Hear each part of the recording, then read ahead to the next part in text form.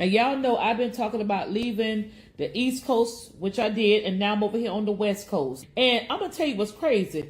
There are hardly no black people over here. There's only 2 black people in my whole development, and I've only seen 1 black person, and that he works at Publix. I'm in a 99% white town, white community, and it's quiet, it's clean, it's peaceful, ain't no damn interruptions, disturbances, or discrepancies. Why in the hell can't we be like that in the black damn neighborhood? Hi guys, my name is Kelvin, and you're welcome back to the channel. Listen up. There has been a rise, a real proliferation, of black women hopping on this tired grift. They relocate to a mostly white neighborhood, then hop on camera to disparage black people, black culture, and black neighborhoods, all so they can feel accepted by people who will never fully accept them. Today we are talking about one of the loudest examples of this energy. She moved from the East Coast to a quiet, majority white suburban development on the West Coast. And instead of simply saying, "I found a peaceful place and I'm enjoying it," she went full performance. She looked into the camera and started listing everything she claims is wrong with black neighborhoods. Smoking crack, prostitution, dirty streets, people disturbing the peace, sagging pants, wearing bonnets, dirty foot people, poorly behaved kids. She said living around white people has been very pleasurable. She said it's a damn shame that black people can't just live the way life was meant to be. She said there are almost no black people where she lives now. Maybe a couple in the whole development. And she made it sound like that was a selling point. She framed the quiet, clean, peaceful environment as something that somehow belongs to white people, and the chaos as something that belongs to us. That is the part that got her in trouble. And that is exactly why we are here today. Because if she had just said she moved to a nicer area and was happy, most people would have said, congratulations. But she made it racial. She made it comparative. She made blackness the problem and whiteness the solution. And now the comments are coming in, the inbox is full, and she is mad that black people are talking shit to her simply because she is happy in a clean neighborhood. No, sis, you are not catching heat because you are happy. You are catching heat because you chose to tear down your own community on camera for clout and validation. And the irony, while she is sitting at the public pool in her new peaceful neighborhood, she is the one cursing and swearing, disturbing the peace. The same behavior she claims she left behind. Projection is a hell of a drug. Some of these people cannot take the criticism. They hate being labeled a sellout. They hate that their own people look at them with disgust. And I do not know why any black person would ever put themselves in that position, where the only audience that claps for you is the one that already looks down on people who look like you. Today we are going to break this down fully. We are going to talk about the double standard, the selective history, the class confusion, and the long-term cost of this kind of content. Because this is not just one woman, this is a pattern, and the pattern needs to be called out. Let's get into it. I'm going to tell you something. It's a damn shame how many black people are coming in my box talking shit to me because I am actually happy that I am living in a neighborhood that is clean, beautiful, clear, quiet, and it just so happened to be around nothing but white people. And I got black people trying to make me feel bad because I wanted to raise my son in an environment where I don't want him thinking smoking crack and being a prostitute and then keeping your neighborhood dirty and riding around disturbing the peace and with your pants up under your ass and you're walking around wearing fucking bonnets and being a bunch of fucking dirty foot whores and your badass fucking kids is normal. Look at my damn son. Look at my child. My child is living a fucking life, and you think I'm wrong for that? It's a damn shame we have to move to the other side of the world just to get and be and live the way life was meant to damn be. And that's sad. And I've never lived around white people before, and I got to actually say, it's very pleasurable. Messy. And another thing, you think I'm going to let y'all broke down Tonka truck minded motherfuckers make me feel bad for wanting to live better? You think I'm going to let you goddamn foot draggers, goddamn underbrain developed motherfuckers make me feel bad for wanting to have peace in my life. If you want to keep your saggy pant bonnet wearing asses in the fucking hood, acting like a bunch of mindless buffoons, and keep your motherfucking ass there, because the world that lives like this wants y'all to stay over there. So don't fuck with me because I want that little boy back there under the water having a good time, happy. Are you fucking nuts? And that's the problem, because a lot of black people think that living like that is normal. I'm here to tell you, the ghettos are not normal. Living like that is not fucking normal. That lets me know you got a mental arrested development and you need help and prayer. Message. I'm so sick of some of our black people. Y'all so fucking rowdy.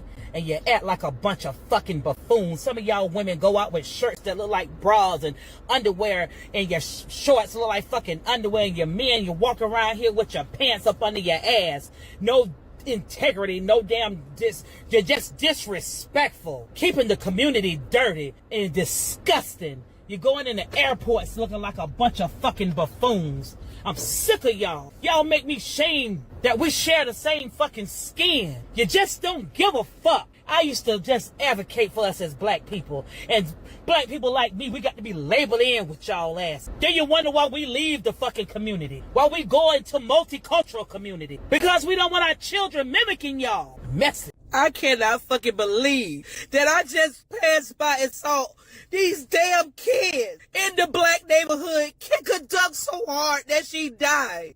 And now the baby Douglas is left without their mother. When you go to these white neighborhoods and Spanish neighborhoods, their children, they nurture those animals when they see them ducks and dogs and whatever. But not in the black fucking neighborhood. In some of the black neighborhoods, y'all kids are so fucking vicious. And you teach them no fucking morals or nothing. Then you wonder why every fucking nation hates when black people move in their fucking neighborhood. Black people need to be fucking better. In some of our neighborhoods, we're dirty and we're fucking up the neighborhood and throwing trash, and we're vicious and we're angry and we're destroying it and we're hurting animals and shit. Then you have nerve to say, nah, they really are weird. And like me, I could deal with it, but I don't like when it affects my kids.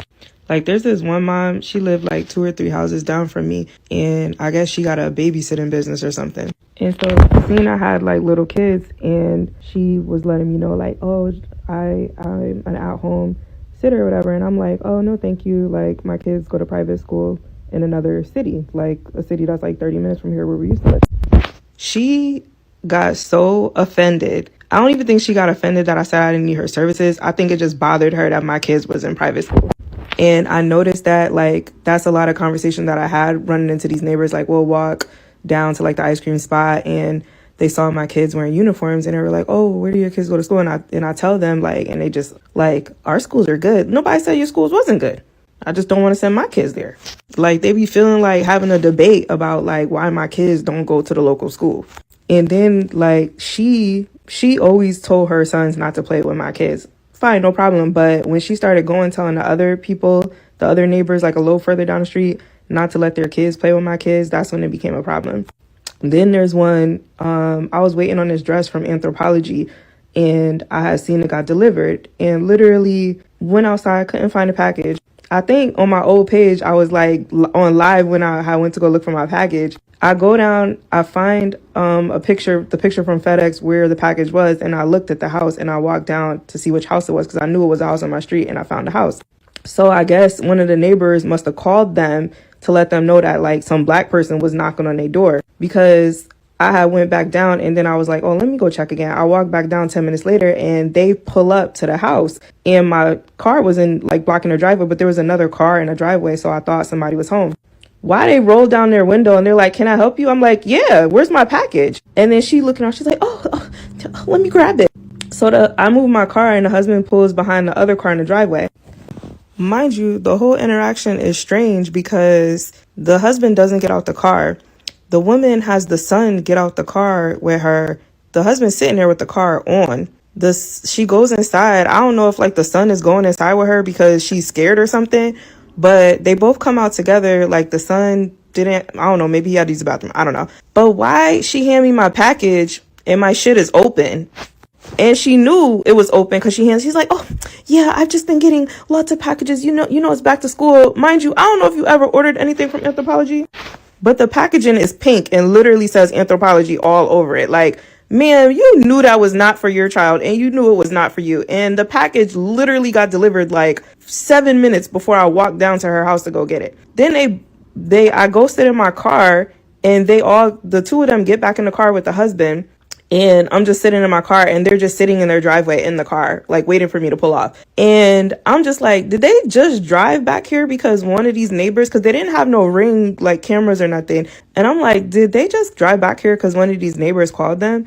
Like, I've had so many weird interactions in this neighborhood. Like, it's not even funny. And like, when we first moved here, when we was unpacking our stuff, like the neighbors just would come outside and sit on their porch and stare at us, bringing our stuff inside, like for like 3 days straight. Would literally just be sitting on their porch staring at us.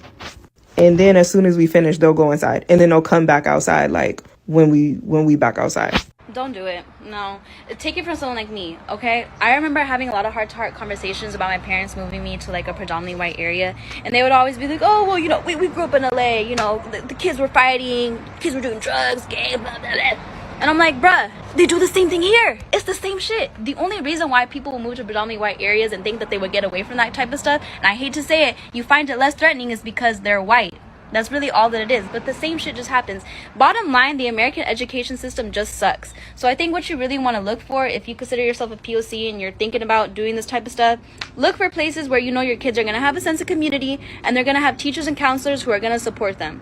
I didn't have that, right? Because I was so alienated. There's no incentive to really serve Latino children because there wasn't that many of us. So you want to make sure they have a support system so they can move forward. That's what's more important. People like to not talk about situations where like black people are in predominantly white areas, but I'm gonna tell y'all about it. So for the last 4 or 5 years, I've been living in a predominantly white area. Grew up in a predominantly black county, went to school at HBCU, so on and so forth. And then as an adult, I decided to move to a predominantly white area. I like the area, I like all that it come with, and I feel comfortable living there, and I still do. But I would say one thing: palm colored people are not so comfortable with me. And no matter how long they see me, they still are not that much comfortable. They would rather have conversations with my dog than have conversations with me. Like full-blown conversations in the hallways, at the dog parks, full-blown conversations with my dog, and never acknowledge me. Like, I'd be like, dang, you would really rather talk to an animal than to talk to me. And I used to be offended, but now I'm like, girl, go ahead. Sometimes I do snatch my dog and I keep walking if they make it like a thing. Like, you're not gonna keep talking to my dog. You're not keep talking to my dog and not acknowledge the mama. We ain't even doing it like that, because you know what you're doing. They also do little things like jump scare when I come around the corner. Like, am I frightening to you? Are you afraid? They'll do things like not hold the elevator. And sometimes I walk slow just so we don't have to have that awkwardness, because sometimes I walk slow, sometimes I just put my hand in there and open the elevator up. Like, did you think you thought you was about to leave me down here? Open this elevator up. I pay rent. What else do they do? Of course not speak. Sometimes we see each other in a hallway. Like, they will like look at the ceiling, look at the floor, look to the side. Like, I'll be like, hey, how you doing? Because I'm comfortable and I ain't going nowhere. You're uncomfortable for what? But those are just a few things that I've learned while living in a predominantly white community. And I'm not going nowhere because I love it. I love it. And I don't understand why they're uncomfortable. It's not just me. It's a few of my people sprinkled out throughout my neighborhood and stuff. But we very, very near and few.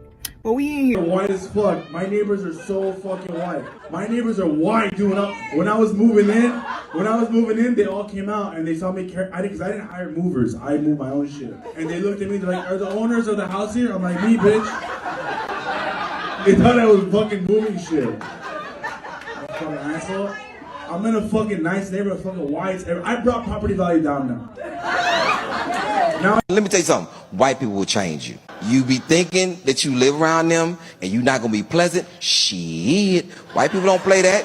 You live in their neighborhood and then they want to meet you. That's crazy, boy. That's how I found out it was all white people in my neighborhood, because they want to meet you. See, I'm not accustomed to that. Let me tell you something. I'm from the projects. And in the projects, let me tell you what never happens in the projects. When you move into the projects, don't nobody come and greet you. Don't nobody say, hey, welcome to the projects, welcome to hell. Why do that? But when you in a gated community, oh, these white people want to meet you. I'm sitting in my house minding my own business. Doorbell rang. I opened the door. 400 white people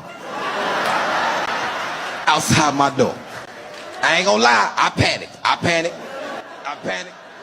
I slammed the door and called the police. They protesting. Who's protesting? All of them. And I'm so terrified when the police get there, I still got the chain on the door. I open the door, I say what they say. They say they are not protesting, they're coming to greet you. I looked out there, white folks had baked goods and little baskets and shit. I'm like, oh, they want to meet a brother. All right. You're aware that a Negro family has moved into Levittown. Yes, I heard about it. What was your reaction? Dynamite. Dynamite. What have you done about it? Well, I guess we just discussed it. How do you feel about the Myers moving in? Well, I'm very definitely against it. Before coming to Levittown, did you have any contact with Negroes? Well, when I came from a small town where we didn't have any colored people. And at that time I had no feelings either way. But while we were waiting for our house to be built, we lived in Trenton for 9 months. And, that was my first contact with them, both in work and going through colored sections to work. And I was very happy I was moving into an all-white community. Have you ever discussed the Myers at home with your children? Never before in our house was anything mentioned, pro or con, about colored people, because I feel that they have to be in contact with them to a certain extent, and why should their minds be prejudiced? But since they have moved here, they have heard remarks, and, I'm afraid that they are going to dislike the idea. Hey, hi, you okay? My name is Sonia. I've been living here for 73 years, okay? Good for you. Yeah, I saw you moving in with some bags. Where have you come from? Coventry. Okay. What part of Africa I'm in? Oh, Nigeria. What is the problem? Okay, I see. Is that more of you moving in? Oh, yes, the whole tribe is coming. Tunde, Babalola, Tayo, Ayo, Mungulu, Mungala. No, I'm just wondering. It's a 3-bedroom property. You can't have more than 3 people in there. Don't worry about us, okay? I'm just saying, It's fine, thank you. Nice. When does your visa expire? Why are you asking? Are you doing visa renewal business? Oh, no, I'm just asking. Or yeah, immigration? You like music? Of course, I love music. Nah, you like loud music? It depends on my mood. We can't play music after 8 p.m. You know that. What's that got to do with you? That's not my problem. I know, I'm just saying, because sometimes I'm in my garden after 8 p.m. having a bottle of water or some cup of tea. I don't like noise. I'm just saying. None of my business. Nice. Do you carry any weapons on you? Oh, actually, yes, I do. My BBC. Let me open my zip so you can see it. 1 second. Sorry? Wait, look at it. Okay. Look at it, web. You like it? BBC. First point, she made it about race. That is the entire problem. If the video had been, I moved to a quieter, higher income area and the quality of life is better, fine. People move for better schools, better safety, better everything every single day. Nobody would have cared. But she looked into the camera and said the absence of black people is part of what makes it peaceful. She listed stereotypical behaviors and tied them to black neighborhoods as if those things do not exist in poor white areas, trailer parks, and opioid towns across this country. That is not observation. That is pandering. It is apples to oranges. She is comparing a low-income, high-dysfunction black area to a middle-class white suburb, and acting like the difference is skin color instead of money, resources, and density. There are clean, peaceful, high-functioning black neighborhoods. They just tend to be more expensive and harder to get into. And there are chaotic, dirty, drug-riddled white areas that nobody on the internet is lining up to film and shame for content. She does not want a fair comparison. She wants the narrative that makes her look like she escaped something and arrived somewhere superior. Second, she is projecting hard. She is sitting at a public pool cursing and swearing, the exact disturbance of the peace she claims she left behind. The same people she is praising for their quiet, clean lifestyle are watching her do the very things she says black people do. Do you think they see her as one of them? Or Do you think they see another black woman who moved in and is now acting out in their shared space? Be serious. And when something happens to her in that neighborhood, when the smile slips, when the microaggressions start, when she needs support, do not call the same community you just dragged online. You already told them they are dirty, loud, and beneath the standard. You do not get to burn that bridge and then expect a rescue boat. Third, the history she is ignoring. This woman acts like prosperous, clean, self-respecting black communities never existed. Tell that to Greenwood. Black Wall Street in Tulsa was one of the most prosperous black neighborhoods in America. Businesses, professionals, wealth, order, until it was burned to the ground in 1921. That history is not ancient. It is recent. And it is proof that the problem was never that black people are incapable of building peaceful, successful spaces. The problem has always been what happens when those spaces become too successful in the eyes of the wrong people. She does not want to talk about that. It does not fit the grift. Fourth, the long-term cost. People who do this content end up despised by their own community and only provisionally accepted by the people they are performing for. The white audience that claps today will still see her the same way she sees the people in her old neighborhood the moment she slips. And the black audience that used to be neutral or supportive now sees a woman who is willing to trade dignity for temporary applause. That is a lonely place to live. And more of these creators are finding that out the hard way. The backlash is getting faster. The call-outs are getting sharper. And some of them cannot handle it. They melt down. They double down. They claim victimhood the second their own people refuse to clap for the performance. You do not have to stay in a neighborhood that does not serve you. Move. Level up. Protect your peace. Raise your child in safety. Nobody is arguing against that. What people are rejecting is the decision to film yourself, blaming blackness for problems that are about class, trauma, policy, and resources, and then acting shocked when black people notice. She wanted the validation of saying, "I left y'all behind." She got it, and now she is learning what that validation actually costs. That is the real lesson here. Not that clean neighborhoods are bad, not that wanting better is wrong. The lesson is that you can leave a place without dragging an entire people through the mud for content. And if you choose the mud route, do not be surprised when the community you just dirtied stops catching you when you fall. Look, wanting a quiet, clean, peaceful life is not a crime. Moving for better opportunities is not a crime. Raising your child away from dysfunction is not a crime. But turning that personal decision into a public attack on black people, framing their neighborhoods as inherently broken and white ones as the natural order, is a choice. And choices have consequences. This woman is learning that the hard way. The comments are not coming because she is happy. They are coming because she made happiness contingent on the absence of people who look like her, and then got mad when those same people noticed. If you are going to move, move. If you are going to level up, level up. Just do not expect applause from the community you decided to publicly degrade for likes and temporary acceptance. That is the energy. That is the standard. Drop your thoughts in the comments. Stay sharp. And I will see you in the next one.